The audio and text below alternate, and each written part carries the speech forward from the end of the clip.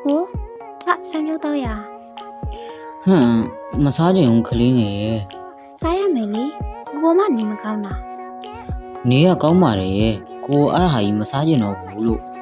ကိုကကွာကြီးကြမနေနဲ့တော့လေစားလိုက်ပါလိမ့်ပါတယ် ဟမ်မစားချင်ဘူးလို့အဲ့ဒီဖြူဖြူကြီး ဒါဆိုကိုဘာစားချင်လဲပြော ဟင်းတကယ်လားအဲ့ဒါဆိုခေါက်ဆွဲပြုတ်ပူပူဆက်ဆက်လေးစားချင်တယ် မရပါဘူးအပူဆက်တွေစံပြုတ်ခဲ့တော့တော့ ဟာကလေးငယ်ရလေကိုမစားချင်ပါဘူးဆိုအဲ့ဒါကြီးကိုကြည့်ပြီးတော့အန်ကျင်လာလို့ ကိုကွာကလေးလည်းမဟုတ်ဘူးမစိုးနဲ့ကွာနောက်နှစ်လဆိုကလေးဖြေပဲဖြစ်တော့မှာ တီးဦးကွာကိုကကလေးပဲအဲ့ဒီဘိုက်ထဲကဟာလေးထွက်လာရင်လည်းကိုကကလေးပဲ ကြည်စမ်းမကြီးမငယ်နဲ့ဒီကိုကတော့လေ မတီးဦးကွာကိုကကလေးငယ်တဦးတည်းတော့ကလေးပဲ ဟောဒီဘက်တည်းကဟာလေးကလည်းကိုဟာလေးပါနော်သိလား တိပါတယ်အဲ့ဒီဟာလေးကကိုဟာပါ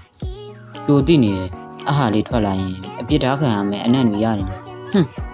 ပြစ်မထားပါဘူးကိုရဲ့ကိုကလည်းကလေးငယ်ရဲ့ပူတူးလေးပါပဲဟုတ်ပြီလား ကလေးငယ်နော်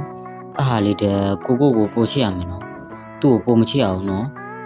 ဒီကိုကတော့လေမမွေးသေးတဲ့ကလေးနဲ့ပြိုင်ပြီးတဝင်းတူနေရသလား မတီးဘူးကွာတော်မှာပဲကလေးငယ်ကကိုအပိုင်လေး